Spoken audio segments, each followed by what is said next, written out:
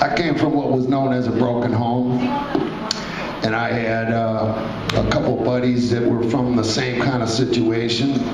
We all wanted to play music, so we'd get together in the basement, jam out.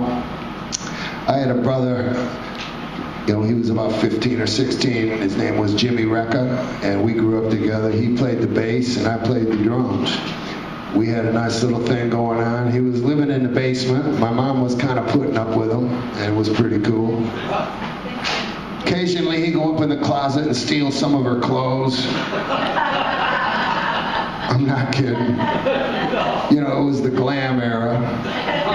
So it made you look cool if you were walking around in like some lady's thigh-high suede go-go boots and a little t-shirt and some shades. And anyways, he was a good guy.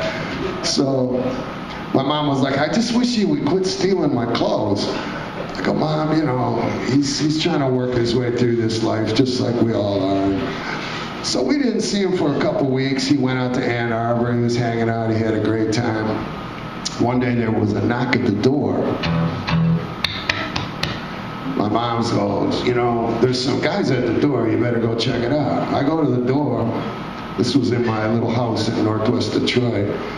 And the Stooges were at the door. I'm not kidding you. This was like in 72, 71, 72. And they said, hey, where's your roommate Jimmy? We need a bass player. So I was like, wow, this is pretty cool. So we got the word out, hey man, the Stooges are looking for you to join their band, which he went on and did that. And they were playing all around. And one afternoon, I got a phone call. And my friend Jimmy was on the other end. He said, the Stooges got a show at the East Town tonight. But our drummer crashed a van, and it ain't right. He broke his hand, and he can't play the drums. So why don't you come on down and learn the songs? So I went down to the East Town. I'm back in the back room learning the songs. The Ashton boys are showing me how it goes. Every now and then Iggy looks in the doorway, kind of gives me the stink eye, He's eyeballing me, and then he leaves.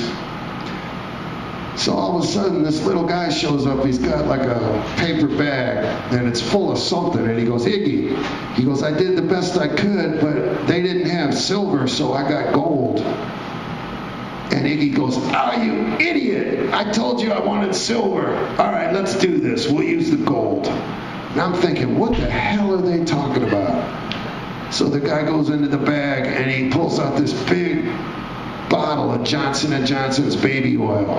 And Iggy's just standing there in nothing but his Levi's, no shirt, he's barefoot, and the guy pours the baby oil all over Iggy's head, and this oil runs all down his chest. And the guy's smearing the oil all over Iggy. Then he goes in the bag, and he pulls out this little jar of art glitter, and it was gold glitter.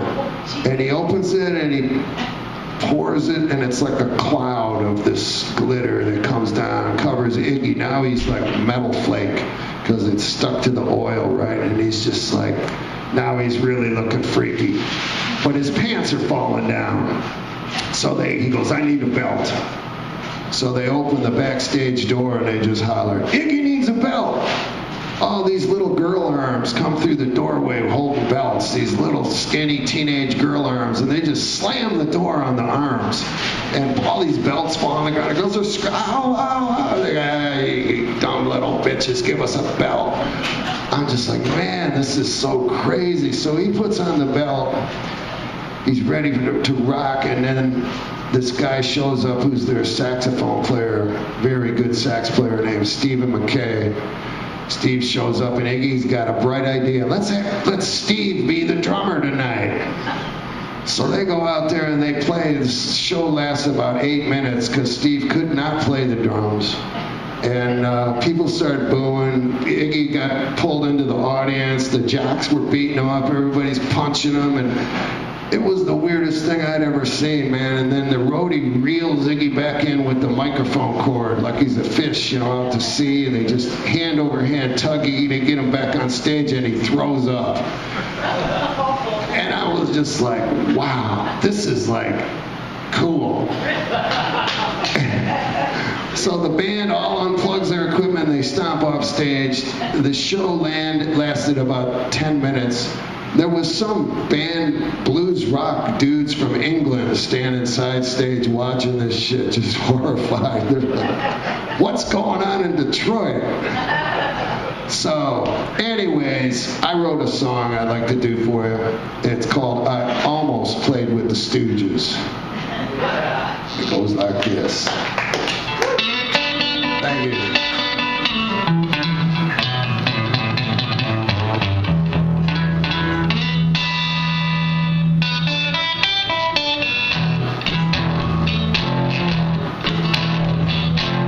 The telephone rang about 2 p.m. My boy Jimmy was on the other end. Said, yo, the Stooges got a show to East Town tonight. Our singer Iggy Pop is getting real uptight because the drummer smashed the van. Smashed his face and broke his hand. Rock and roll is tough and it's full of abuses, but I almost played with the Stooges. You know, I almost played with the Stooges. Yes, I did. So I'm at the East Town in the back room. They said, yo, Tino, get ready to play soon. Here's a new one. It's called 1969. I said, Mr. Ashton, the song is fine, but your drummer mashed the van. Smashed his face and broke his hand. Rock and roll's so tough and it's full of abuses, but I almost played with the Stooges. You know, I almost played with the Stooges. Oh, yeah.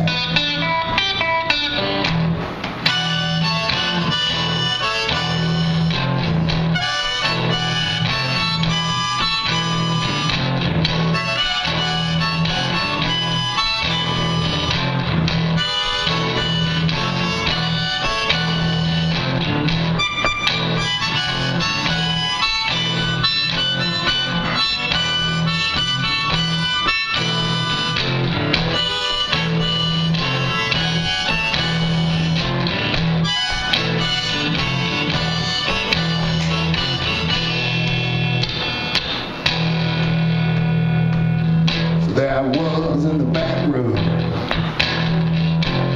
They said, hey son, get ready to play. We're gonna rock soon. Then Iggy Pop showed up and he said, man, it's a bummer, but tonight the saxophone player is gonna be the drummer. 'Cause the boy went and smashed that van. Smashed his face and broke his hand. Rock and roll's so tough and it's full of abuses, but I almost played with the Stooges. You know, I almost played with the Stooges. You know, I almost played with the Stooges. You know, I almost played with Detroit's greatest rock and roll band of all time, people. The toughest, baddest, coolest band in the land. Yeah, yeah, yeah. You know, I almost played with the Stooges.